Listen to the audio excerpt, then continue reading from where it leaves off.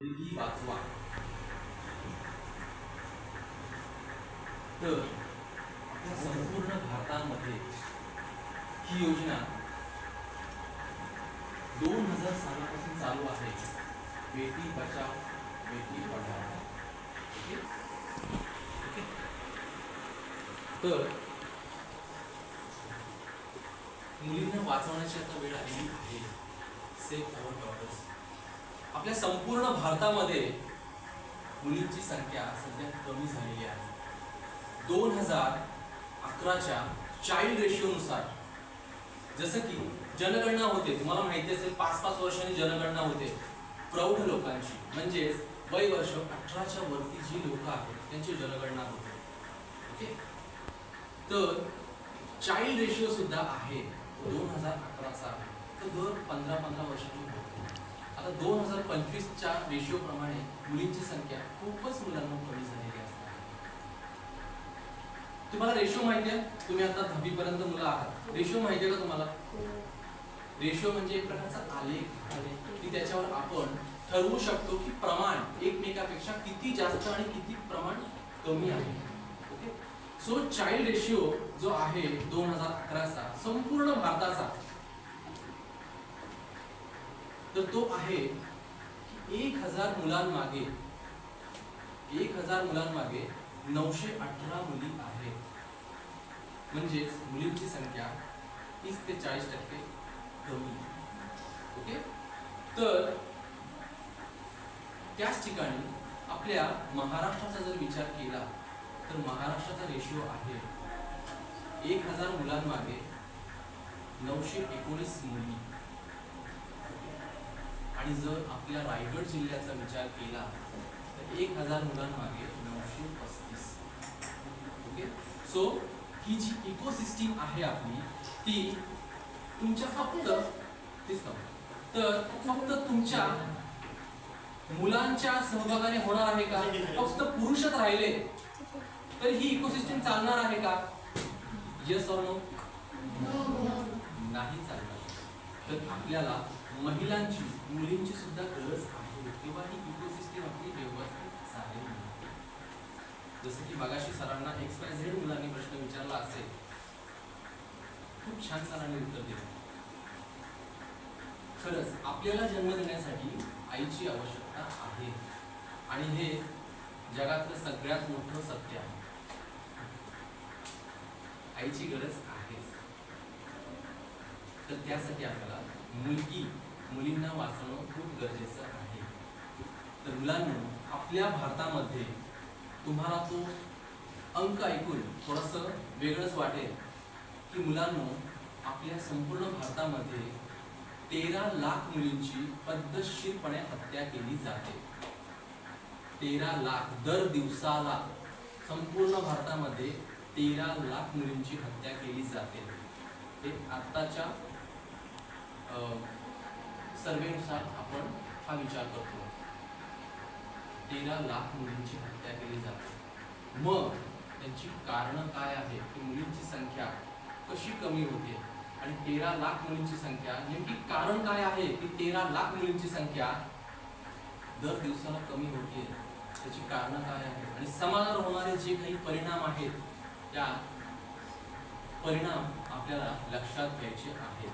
आणि नेमके आपल्याला काय प्रिकॉशन्स घ्यायचे आहेत की ही जी आपली इकोसिस्टीम आहे स्त्री आणि पुरुष, ही इकोसिस्टीम व्यवस्थित होण्यासाठी नेमके आपण काय करू शकतो. ओके. सो त्याबद्दल आपण विचार करणार आहोत, चर्चा करणार आहोत. मी तुम्हाला काही प्रश्न पण विचारेन. सो त्या प्रश्नांची तुम्हाला उत्तर देऊन आपल्या चर्चेमध्ये सामील व्हायचं. ओके. ते म्हणजेच सेक्स सिलेक्शन ऑफ अबॉर्शन हे पहिलंच कारण आहे. म्हणजे थोडक्यात गर्भपात. सेक्स सिलेक्शन ऑफ अबॉर्शन म्हणजेच मुलगा आहे की मुलगी आहे, लिंग परीक्षण करणं आणि लिंग परीक्षण केल्यानंतरला मुलगी आहे हे कळल्यानंतरला तिला आईच्या गर्भामध्येच तिचा जीव घेणं, तिला मारणं, हे पहिलं कारण आहे. तुम्ही कधी ऐकलंय का अशा प्रकारच्या गोष्टी? ओके, तुम्हाला सोनोग्राफी ही मशीन माहिती आहे का? हो. माहिती आहे. काय यूज आहे सोनोग्राफी मशीनचा? तुम्ही सांगू शकेल मला? सोनोग्राफी मशीनचा काय उपयोग आहे? कशासाठी उपयोग केला जातो सोनोग्राफी मशीनचा? तुम्हाला माहिती आहे ना सोनोग्राफी मशीन? प्लीज सांग ना. ते माणसं प्लीज उठून सांग. चेक करण्यासाठी आपल्या आतमध्ये काय आहे. Okay, body scanning. Okay, body scan करण्यासाठी आपण वापरतो. खूप छान. काय नाव तुझं? विलाज. ओके, खूप छान. तर आपली बॉडी स्कॅन करण्यासाठी सोनोग्राफीचा यूज केला जातो. बॉडी स्कॅन म्हणजे बॉडी स्कॅन मधला कुठला भाग? तर आपल्या मानेच्या खालचा आणि पायांच्या वरचा भाग जो आहे इंटरनल, तर त्याच्यासाठी सोनोग्राफीचा यूज जास्तीत जास्त केला जातो. तसंच ज्या वेळेस एखाद्या महिलेला 7व्या-8व्या महिन्यामध्ये त्या मुलाची ग्रोथ कशी होते, आईच्या पोटामधल्या बाळाची ग्रोथ कशी होते, त्याचं आरोग्य कसं आहे, तो कसा आहे आईच्या गर्भामध्ये, हे पाहण्यासाठी सोनोग्राफीचा यूज केला जातो मुलांना. परंतु काही कारणास्तव त्याचा आता गैरवापर वाढत चाललेला आहे. जरी PCPNDT ऍक्ट नुसार चाइल्ड हेल्थ यानुसार 2005 चा जो ऍक्ट आहे त्याच्यानुसार PCPNDT ऍक्ट आहे, तर त्या ऍक्ट नुसार जरी ह्या सगळ्या गोष्टींना गर्भपात करण्यासाठी जरी बंदी असेल तरी सुद्धा ह्या सगळ्या गोष्टी कॉन्फिडेन्शियल मोठ्या प्रमाणामध्ये घडतायत मुलांना. ओके, सो असे काही स्लम्स एरिया आहेत आपल्या महाराष्ट्रामध्ये असो, बरोबर आहे. महाराष्ट्रामध्ये म्हणजे मुंबई उपनगर आहे, मुंबई शहर आहे, तसेच आपल्या रायगड जिल्ह्यामध्ये सुद्धा, तसेच बीड जिल्हा आहे, तसेच पालघर जिल्हा आहे, ठाणा जिल्हा आहे. महाराष्ट्रामध्ये हे काही जिल्हे आहेत, तर ह्या जिल्ह्यांमध्ये जास्तीत जास्त मोठ्या प्रमाणामध्ये ह्या काही गोष्टी केल्या जातात मुलांमध्ये. असे काही हॉस्पिटल्स आहेत, असे सेंटर्स आहेत, ते असं सोनोग्राफीचा गैरवापर करून गर्भपात मोठ्या प्रमाणावर केले जातात मुलांना. याला कारण काय असेल तुम्हाला माहिती आहे का? की जास्तीत जास्त मुलींचेच गर्भपात का होत आहेत, मुलगी समजल्यानंतरलाच गर्भपात का होत आहेत, याचा कधी विचार केला तुम्ही? कारण का की आपल्या समाजामध्ये एक मानसिकता आहे की मुलांना जास्तीत जास्त प्राधान्य आहे. ओके, कारण आपल्या महाराष्ट्रामध्ये अशी परिस्थिती आहे की प्रत्येक दाम्पत्याला, प्रत्येक फॅमिलीजला काय वाटतं, एक मुलगी झाली किंवा 2 मुली झाल्या की तिसरा मला मुलगाच हवा आहे, तिसरा मुलगाच हवा आहे, नाहीतर मग दोन्ही मुली नकोय, मला मुलगाच हवा आहे, पहिला मुलगाच हवा आहे. ही जी मानसिकता आहे मुलांना, ही मानसिकता मुलींची संख्या कमी करत आहे. आपल्या शहरी भागामध्ये असो, असे जे इंडस्ट्रियल एरियाज आहेत, रोहा, महाड यांसारखे मोठमोठे इंडस्ट्रियल एरिया आहेत, पनवेल, या ठिकाणी मोठ्या प्रमाणात चालतात आणि मोठ्या प्रमाणात पद्धतशीरपणे मुलींची हत्या केली जाते. आता तुम्ही विचार करा मुलांनो, जर एखाद्या व्यक्तीचा खून केला, त्याला मारलं, ओके, सो त्याला शिक्षा देण्यात येते, बरोबर आहे? बरोबर आहे ना, शिक्षा देण्यात येते. मग असे काही कृत्य करणाऱ्या लोकांना शिक्षा व्हायला पाहिजे का नको? यस, बरोबर, शिक्षा व्हायलाच पाहिजे. परंतु आपला ऍक्ट, आपला कायदा जरी सुद्धा आहे, शिक्षा देणारा आहे, तरी सुद्धा ह्या सगळ्या गोष्टी कॉन्फिडेन्शियल मोठ्या प्रमाणात घडतात. का तर काही लोकांकडे भरपूर पैसा आहे, त्यांची आर्थिक वृद्धी चांगल्या प्रकारे आहे, सहज ते पैसे देतात आणि ह्या सगळ्या गोष्टी करून घेतात. सोनोग्राफीला फक्त 500 रुपये लागतात, 500 ते 1000 रुपये खर्च येतो, परंतु हे काम करण्यासाठी 5 ते 10,000 रुपये घेतले जातात. तर काही आपल्या शहरामध्ये उच्चभ्रू लोक आहेत, काही मध्यमवर्गीय लोक सुद्धा आहेत, तर सहज पैसे देऊन ह्या सगळ्या गोष्टी करून घेतात मुलांना. ज्या वेळेस आईच्या गर्भामध्ये हे कळतं की मुलगा आहे की मुलगी आहे, मुलगी आहे हे समजल्यानंतर तिला मारलं जातं. तर मुलांनो, अशा प्रकारे जर मुलींची संख्या सतत कमी होत राहिली तर 2025 मध्ये ह्या सर्वेनुसार किती मुलींची संख्या कमी असेल बघा, विचार करा. अबॉर्शन हे पहिलं कारण झालं मुलींची संख्या कमी करण्यासाठी. दुसरं कारण आहे ते म्हणजेच बालहत्या. तुम्ही हा शब्द कधी ऐकलाय हिस्ट्रीमध्ये किंवा असं काही शब्द ऐकलाय का, बालहत्या शब्द ऐकलाय? तर मुलांनो, जसं की आपले भारतामध्ये 4 राज्य आहेत, या 4 राज्यांमध्ये मुलींची संख्या खूप मोठ्या प्रमाणामध्ये कमी होते. त्या 4 राज्यांची तुम्हाला नावं सांगतो. पहिलं राज्य आहे हरियाणा, दुसरं राज्य आहे राजस्थान, तिसरं राज्य आहे आसाम आणि चौथं राज्य आहे, येस करा, चौथं राज्य कोणतं असेल? येस, महाराष्ट्र. म्हणून ह्यासाठी ह्या सगळ्या प्रकारचे अवेअरनेस सेशन जास्तीत जास्त मोठ्या प्रमाणामध्ये घेण्यात येत आहेत. गर्ल्स कॉलेज असो, बॉयज कॉलेज असो, सगळ्यांना हे अवेअरनेस सेशन असायलाच पाहिजे. मुलांना हे माहिती असायलाच पाहिजे की मुलींची संख्या का कमी होत आहे आणि समाजावर त्याचा काय परिणाम होणार आहे. या सगळ्या गोष्टी खूप महत्त्वाच्या आहेत, पटवून सांगणं लोकांना. मी तुम्हाला राजस्थानचं असं एक उदाहरण सांगतोय की राजस्थानमध्येच घडलेली घटना आहे. एक कुटुंब होतं, 3 जणच होते, मोठी लोक म्हणजे प्रौढ लोक 3 आहेत, नवरा आहे, त्याची बायको आहे आणि तिसरं म्हणजे तिची सासू आहे, तिच्या पत्नीची सासू, बरोबर आहे. अशी 3च लोक आहेत आणि 2 मुली आहेत त्या घरामध्ये लहान, एक 5 वर्षाची आहे आणि एक 6 वर्षाची आहे.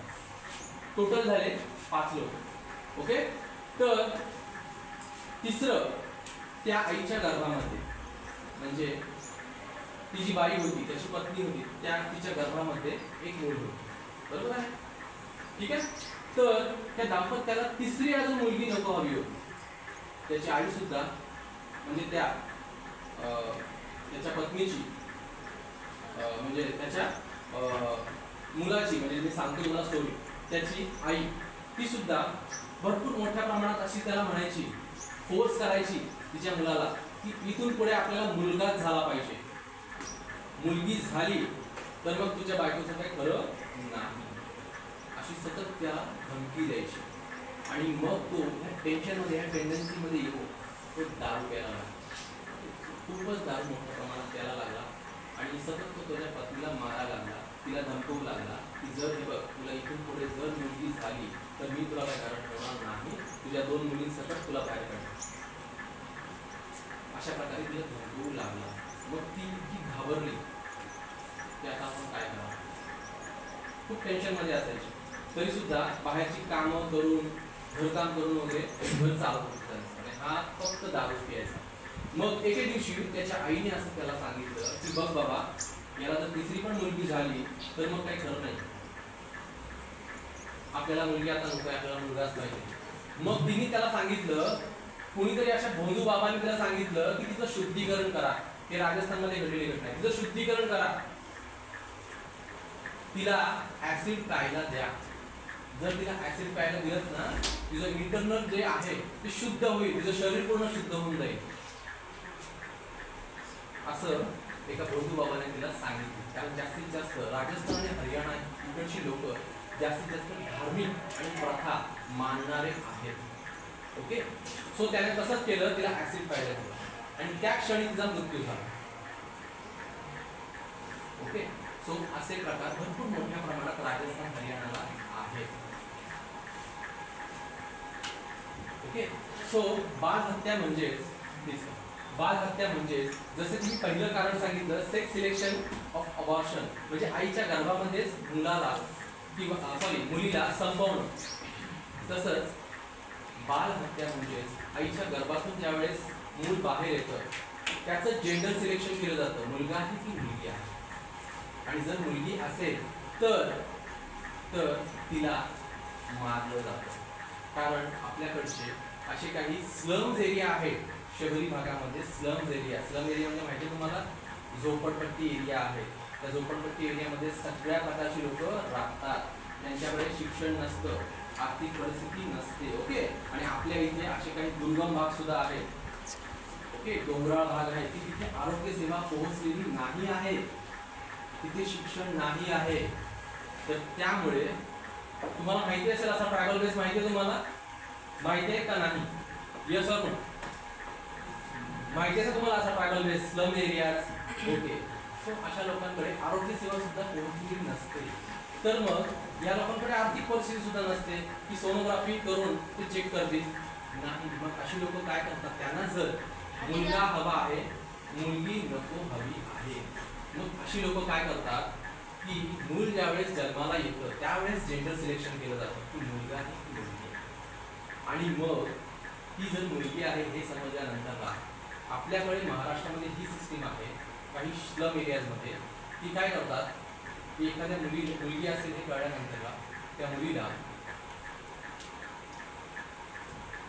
जंगलामध्ये सोडलं जातं. जंगलामध्ये एक महिन्याच्या 2 महिन्याच्या मुलीला जंगलामध्ये सोडलं जातं किंवा एखाद्या कचरा पेटीमध्ये टाकलं जातं किंवा एखाद्या अनाथ आश्रमामध्ये सोडलं जातं. म्हणजे बाहेरच वॉचमन गेट असतो, तुम्हाला माहिती आहे, गेटमन असतो त्याच्या साईडला. कारण पनवेलमध्ये आता घडलेली घटना आहे वात्सल्य आश्रमामध्ये. एका बास्केटमध्ये एका मुलीचं अर्भक सोडण्यात आलं होतं. त्याच्यामध्ये लेटर सुद्धा होतं आणि बास्केटमध्ये सोडलं असल्यामुळे ती मुलगी एका चांगल्या घरातलीच होती असं त्यांनी आयडेंटिफाय केलं होतं. ओके. सो असे प्रकार आपल्या महाराष्ट्रामध्ये चालतात. ओके. सो राजस्थान आणि हरियाणा ह्या साईडला ती लोक धार्मिक आहेत. मला अगोदर पण मी सांगितलं ती लोक खूप धार्मिक आहेत. मग त्या लोकांना काय वाटतं की आपल्यावर कोणत्याही प्रकारचा देवाचा कोप नको व्हायला. ओके. आपल्यावर कोणत्याही प्रकारचं पाप नको लागायला म्हणून ती लोक काय करतात की एका मोठ्या पातेल्यामध्ये दूध भरतात आणि त्या दुधामध्ये त्या मुलीचं विसर्जन करतात, त्या मुलीला बुडवतात. ओके. काही लोक नदीमध्ये सोडतात. अशा प्रकारच्या धार्मिक रूढी परंपरांमुळे राजस्थान आणि हरियाणा, आसाम या ठिकाणी मुलींची संख्या अत्यल्प आहे. आता तिथे परिस्थिती अशी आहे की मुलांना लग्न करण्यासाठी सुद्धा मुली मिळत नाही. अशी परिस्थिती त्या ठिकाणी झालेली आहे मुलांना. त्यालाच आपण बालहत्या असं म्हणतो. ओके. ठीक आहे. सो हे दुसरं कारण आहे. तिसरं कारण हे आहे बालविवाह. तुम्हाला माहिती आहे बालविवाह हिस्ट्रीमध्ये कधी ऐकलं तुम्ही? बालविवाह तुम्हाला माहिती आहे का? बालविवाहाचा एज क्रायटेरिया काय आहे? बालविवाहाचा एज क्रायटेरिया काय आहे माहिती आहे का तुम्हाला? तर मुलांनो एवढं तरी माहिती आहे की बालविवाह लहान वयामध्ये केलं जातं. ओके. ठीक. तर मुलांनो मुलांचं वय 21 वर्षाच्या आतमध्ये आणि मुलींचं वय 18 वर्षाच्या आतमध्ये जर होत असेल तर त्याला आपण बालविवाह असं म्हणतो. बालविवाहाला PCM ऍक्ट नुसार त्याला बंदी करण्यात आलेली आहे, प्रतिबंध आहे. तरी सुद्धा असे लग्न काही विभागांमध्ये केले जातात. कुठे कुठे केले जातात अजून प्रश्न विचारा. आणि बालविवाहामुळे मुलींची संख्या कशी कमी होऊ शकते असा तुम्हाला प्रश्न पडला असेल. ओके. सो बालविवाहामुळे मुलींची संख्या कशी कमी होईल? तर मुलांनो ज्या वेळेस आम्ही अशा ट्रायबल बेसमध्ये स्लम एरियाजमध्ये ज्या वेळेस असे सेशन ऑर्गनाईज करतो तर त्यावेळेस आम्हाला ह्या सगळ्या गोष्टी अनालाइज होतात की अशा प्रकारे मुलींमध्ये आणि मुलांमध्ये त्यांची मानसिकता त्या वयाची नसल्यामुळे आणि मुलींची शारीरिक आणि मानसिक अवस्था त्या वयाची न नसल्यामुळे सगळ्यात मोठं नुकसान हे मुलींचंच होतं. का? तर अशा काही स्लम्स एरियामध्ये आणि काही डोंगराळ भागांमध्ये न तिथे आरोग्य सेवा असते, बरोबर आहे, न त्यांचं शिक्षण असतं, त्यामुळे त्यांचं HBचं प्रमाण खूप कमी असतं. ओके. तुम्हाला HB म्हणजे काय माहिती आहे का? हिमोग्लोबिन. तुमची आरोग्य खात्याकडून कधी टेस्टिंग वगैरे केलेली आहे का? कधी केलेली आहे का? रक्ताची चाचणी वगैरे केलेली आहे कधी? ओके. त्याच प्रकारे HBची टेस्टिंग होते. ओके. सो आम्हाला अशा भरपूर मुली दिसतात ज्यांचं लग्न 15, 16, 17 वयोगटामध्ये होतं आणि एवढ्या लहान वयोगटामध्ये त्यांचं लग्न झाल्यामुळे त्यांचे HB सुद्धा खूप कमी असतं. कारण का? पोषक अन्न कसं खायचं, पौष्टिक अन्न काय खायचं हे त्याचं नॉलेजच नसतं. त्यामुळे त्यांचं रक्त खूप कमी असतं. जिथं 12.0 असं HB असायला पाहिजे तिथं त्यांचं HP 5 ते 6 युनिटपर्यंत रक्त त्यांच्या शरीरामध्ये असतं आणि 5 ते 6 युनिट जर रक्त असेल तर त्याला आपण ॲनिमिया असं म्हणतो इंग्रजीमध्ये. त्याला मराठीमध्ये रक्ताशय असं तो आजार आपण त्याला म्हणतो. आणि हा रक्ताशय आजार झाल्यामुळे एकतर ती अनपेक्षितरित्या गर्भवती जर राहिली एवढ्या लहान वयामध्ये आणि जर तिला ॲनिमिया म्हणजे तिला जर रक्ताशय हा आजार झाला, तिच्या शरीरातील रक्त जर कमी असेल तर अनपेक्षितरित्या तिचं बाळ आणि ती सुद्धा मृत्यू तिचा होऊ शकतो. ठीक आहे, असं होऊ शकतं. त्यामुळे इथे सुद्धा मुलींची संख्या त्यामुळे कमी होते. फॉर एक्झाम्पल हे कसं घडतं की आताच विजापूरमध्ये घडलेली ही घटना आहे. तिथले शिक्षकांनी मला सांगितलं, प्रिन्सिपल सरांनी, की सर अशा अशा गोष्टी काही घडत आहे की 2 महिने एका डोंगराळ भागातील मुलगी होती, रोज अपडाऊन करायची. 2 महिने ती मुलगी शाळेमध्ये आली नाही. 10वीची मुलगी होती. 2 महिने ती आली नाही शाळेमध्ये. त्यामुळे यांना सर्वे करायला जावं लागलं. सर्वे करायला गेल्यानंतर त्यांना कळलं की तिचं लग्न झालेलं आहे. त्यामुळे ती 2 महिने तिथे शाळेमध्ये येऊ शकलेली नाही आहे. त्यामुळे तिचा पटावरून नाव कमी करण्यात आलं. तर असे प्रकार मुलांनी भरपूर मोठ्या प्रमाणामध्ये सध्या घडत आहेत. जरी सुद्धा बालविवाहाला प्रतिबंध असला तरी सुद्धा या काही गोष्टी घडत आहेत. 16-17 वयोगटामध्ये मुलीचं लग्न लावलं जातं.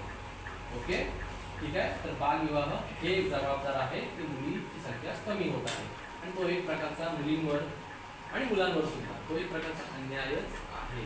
परंतु याची जनजागृती होणं खूप गरजेचं आहे. ठीक आहे.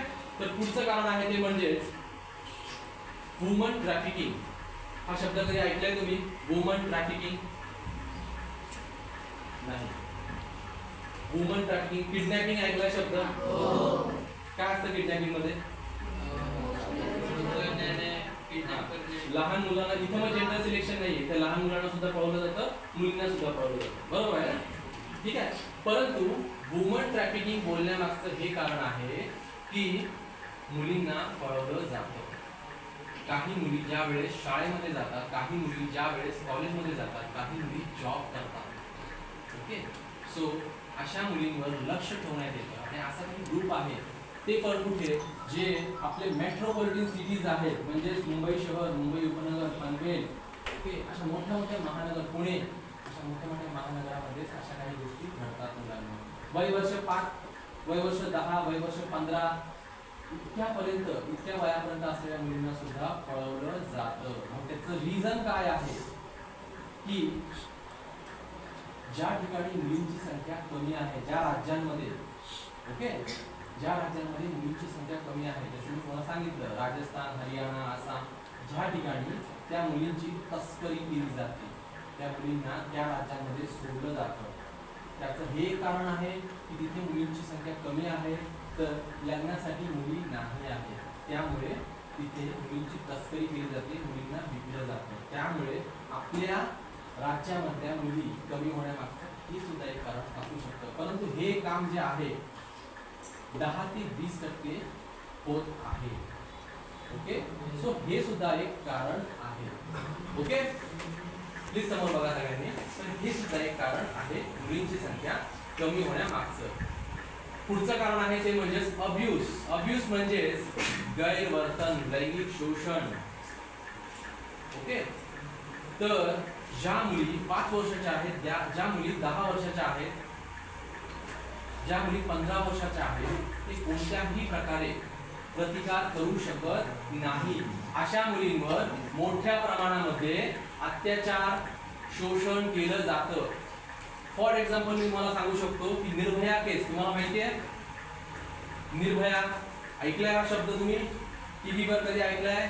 आता 3 ते 4 वर्ष झाले या गोष्टीला, की निर्भया केस, की ज्या मुलीचं खूप लैंगिक शोषण झालं होतं आणि त्या मुलीला मारण्यात आलं. ओके, आता बँगलोरमध्ये झालेली सुद्धा घटना होती. एक डॉक्टर महिला, तिच्या बाबतीत सुद्धा अशा काही गोष्टी घडल्या आहेत मुलांकडून. जसं की आपल्याच इथे रायगड जिल्ह्यामध्ये पनवेल, मुंबई शहर, महाड, रोहा, बदलापूर या ठिकाणी सुद्धा काही गोष्टी घडल्या आहेत आणि त्यामुळे तिथेच त्या मुलींचा जीव गेलेला आहे. ओके. सो मुलींवर मोठ्या प्रमाणात अन्याय अत्याचार होत आहे. ठीक आहे. सो त्यामुळे सुद्धा मुलींची संख्या कमी होते. ठीक आहे. तर मुलांनो, हे सगळे मी तुम्हाला कारणं सांगितलेली आहेत की मुलींची संख्या का कमी होते. ठीक आहे. तर याच्या मागचं परिणाम काय होणार आहे समाजावर हे आपण समजून घेणारच आहोत. परंतु मुलांना जास्तीत जास्त प्राधान्य देण्यामागचं प्रत्येक फॅमिलीचं की आपल्या वंशाचा दिवा आपल्याला हवा आहे, म्हणजे ही फक्त मानसिकता आहे. कारण निसर्गाने फक्त स्त्री आणि पुरुष असे दोनच भाग बनवलेले आहेत. आणि भेदाभेद असो किंवा मानसिकता अशा प्रकारची झालेली आहे की काही लोकांना मुली नकोशा आहेत. आता राजस्थान आणि हरियाणाची गोष्ट कशी आहे की तिथे इतकं मोठ्या प्रमाणावर आत्ताच क्राईम पेट्रोलमध्ये सुद्धा राजस्थानचं आणि हरियाणाचं मुली कमी का आहेत याचा खुलासा केलेला आहे न्यूज रिपोर्टरने. तर त्याच्यामुळे त्यांनी सांगितलंय की तिथे हुंडा ही प्रथा भरपूर मोठ्या प्रमाणात आहे.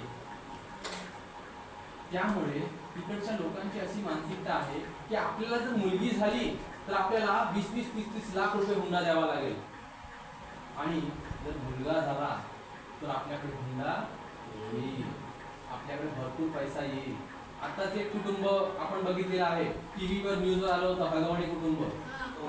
येस माहिती आहे तुम्हाला? येस. तर त्यांच्या बाबतीत सुद्धा असं झालं होतं की भरपूर मोठ्या प्रमाणात कार दिली, जमीन दिला, पैसा दिला, बंगला दिला, परंतु शेवटला त्याचा रिझल्ट काय आला? ती मुलगी त्या मुलीला मारण्यात आली. असे मोठ्या प्रमाणावर मुलींवर अन्याय अत्याचार वाढत आहे. तुम्ही कितीही असं जरी म्हटलं आम्हाला अशा कोणत्याही प्रकारच्या स्कीम मिळत नाहीये, मुलींच्या बाबतीतच काच एवढा सॉफ्ट कॉर्नर दाखवला जातो. मुलींना एसटी मध्ये हाफ पास आहे, बरोबर आहे, अर्ध तिकीट आहे, बरोबर आहे. तसेच मुलींना इतर सगळ्या योजना आहेत, शिक्षणाच्या योजना आहेत, भरपूर अशा काही, लाडकी बहीण योजना भरपूर पॉप्युलर आहे, तुम्ही ऐकून असाल आता. ओके. सो महिलांना एवढ्या जास्तीत जास्त कशासाठी? तर महिलांचा विकास होण्यासाठी होणार. ठीक आहे. तुम्हाला वाटतंय की आपला सुद्धा विकास व्हायला पाहिजे, ओके, पण मला सांगा, जर स्त्री जर आपल्याकडे नसेल, जर मुलींची संख्या जर कमी झाली तर आपलं हे जीवनचक्र आहे ते चालू शकतं का? हे तुम्हाला एक्सेप्ट आहे का नाही? जर तुम्हाला तुमची आई महत्वाची आहे, जर तुम्हाला तुमची बहीण महत्वाची आहे, जर तुम्हाला तुमची मैत्रिणी महत्वाची आहे, तर मला सांगा, मुलगी आपल्या या जीवसृष्टीसाठी किती महत्वाची आहे मुलगी असणं. जर मुलीच नसतील तर आपल्या जगण्याला काय महत्व आहे? नाही. त्यामुळे हे आपण लक्षात घेतलं पाहिजे की मुलींवर भरपूर मोठ्या प्रमाणात अन्याय अत्याचार होतात आणि ते आपण पाहत आहोत. ओके. सो त्यांचं आपण संवर्धन करणं खूप गरजेचं आहे मुलांना. बीड जिल्ह्यामध्ये आता घडलेली घटना आहे. 10वी शिकलेली मुलगी, 10वीला असलेली मुलगी, फक्त तिला मार्क्स कमी पडले ह्या कारणावरून तिला इतकं मारण्यात आलं, तिच्या वडिलांनी इतकं मारलं की तिचा हॉस्पिटलमध्ये नेण्यापर्यंतच मृत्यू झाला. का? तर इतक्या वयामधील मुली, वयोगट 15 वर्ष 20 वर्ष, प्रतिकार करू शकत नाही, तेवढी ताकद नाहीये. त्यामुळे भारत सरकारने भरपूर महिला सबलीकरणासाठी भरपूर मोठ्या प्रमाणामध्ये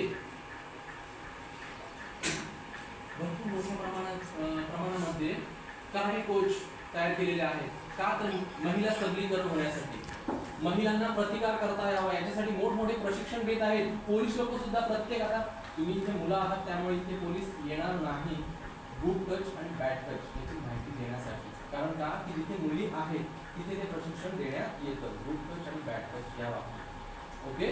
ठीक आहे. तर मुलांनो, तर आपल्या समाजावर, आता मी कारणं सांगितली, तर आपल्या समाजावर असा कोणता परिणाम होऊ शकतो की ज्यामुळे मुलींची संख्या कमी झाली तर समाजावर काय परिणाम होईल? तुम्ही सांगू शकेल मला काय काय परिणाम होतील? सांगू शकेल कोणी काय काय परिणाम होतील? एक तरी सांगू शका. मी सर तुम्हाला सांगितलं त्याचं उत्तर, एक तरी सांगू शकता का प्लीज? ओके, पुढची पिढी भेटणार नाही. गुड, चांगली गोष्ट आहे. तर मुलांनो, पहिला जो परिणाम आहे तो होणार आहे तो म्हणजेच नो ब्राईड. नो ब्राईड म्हणजेच ज्या वेळेस तुम्ही लग्नाचे वयाचे व्हाल, आता तुमचं वय 14-15 वयोगट आहे, परंतु ज्या वेळेस तुम्ही 24, 25, 23 ह्या वयोगटामध्ये याल, तुम्हाला जॉब लागेल, त्यानंतरला तुम्हाला जोडीदाराची आवश्यकता असेल का नसेल मला सांगा. असेल. मग तुम्हाला त्यावेळेस जोडीदार मिळेल का? अशी मुलींची संख्या कमी झाली तर नाही. तर हा सगळ्यात मोठा परिणाम आपल्या समाजावर होईल. ठीक आहे. तर पुढचा परिणाम आहे व्हायलन्स. व्हायलन्स म्हणजेच ज्या आता मुली स्कूलमध्ये जात आहेत, ज्या मुली कॉलेजला जात आहेत, ज्या मुली आता घर संसार सांभाळत आहेत, तर त्या मुलींवरचे अन्याय अत्याचार भरपूर मोठ्या प्रमाणात वाढतील. आणि हे न्यूज तुम्ही बघा, न्यूज चॅनल बघा, फक्त 5 मिनिटं बघा न्यूज तुम्ही. दररोज तुम्हाला 10 ते 15 असे क्राईम दिसतील की मुलींवर प्रत्येक राज्यांमध्ये आता अन्याय अत्याचार वाढत आहेत.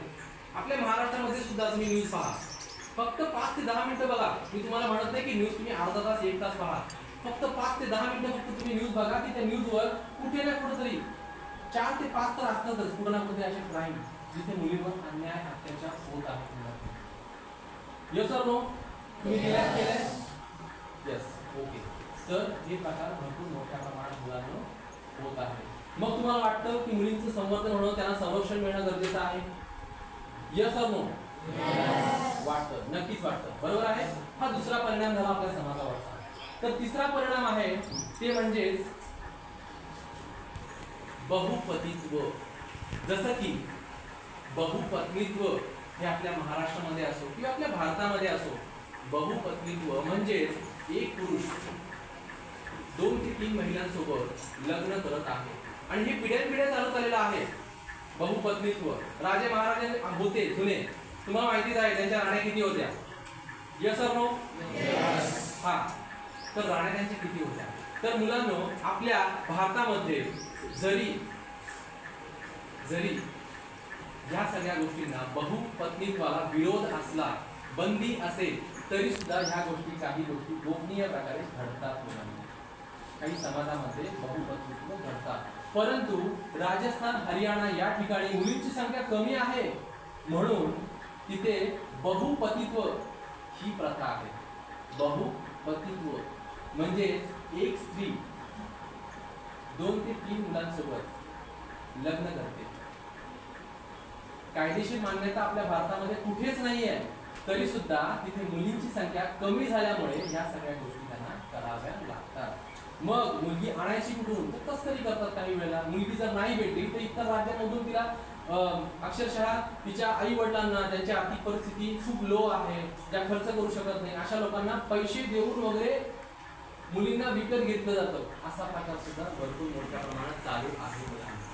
तर समाजामध्ये ह्या सगळ्या गोष्टी आता सध्या चालू आहेत हरियाणा, राजस्थानमध्ये. त्यामुळे भारत सरकारला हे अचीव करायचं आहे की आपल्याकडे अशी परिस्थिती कधीच येऊ नये जिथे मुलींची संख्या कमी होत जाईल. ओके, ठीक आहे. तर पुढचं परिणाम आहे तो म्हणजेच ब्राईड ट्रॅफिकिंग. जसं मी तुम्हाला आत्ताच सांगितलं की मुलींची तस्करी मोठ्या प्रमाणात होईल. जिथं आपण आत्ता हुंडा ही प्रथा तुम्हाला माहिती असेल, बरोबर आहे ना? हुंडा प्रथा मोठ्या प्रमाणात हुंडा घेतला जातो. हुंडा कोणाकडून घेतला जातो तुम्हाला सांगा जरा? मुलीकडून. तसंच आता काही ठिकाणी अशी परिस्थिती आलेली आहे की मुलं, त्यांचे आई वडील, मुलांचे आई वडील अक्षरशः मुलीच्या आई वडिलांना पैसे देतात आणि व तुम्ही आम्हाला मुलगी द्या, पैसे देऊन मुलीसोबत लग्न लावलं जातं. असे म्हणतात की आम्ही सगळं लग्नाचा खर्च वगैरे सगळं करू, परंतु आम्हाला मुलगी द्या. अशी परिस्थिती आहे काही ठिकाणी मुलांना. आपल्या महाराष्ट्रामध्ये सुद्धा आहे काही ठिकाणी अशी परिस्थिती. ओके, सो आता हे सगळं उलट झालेलं आहे. उलट होण्याची मोठ्या प्रमाणात शक्यता आहे आता. ओके, सो ब्राईड ट्रॅफिकिंग हे तुम्हाला कळलं असेल. ओके, नवरी पळवणे, ट्रॅफिकिंग म्हणजेच पळवणे. ठीक आहे. तर मुलांनो, हा कारण आणि परिणाम हे तुमच्या लक्षात आले का की नेमकी आपल्या समाजावर काय परिणाम होणार आहे मुलींची संख्या कमी झाली तर? येस और नो?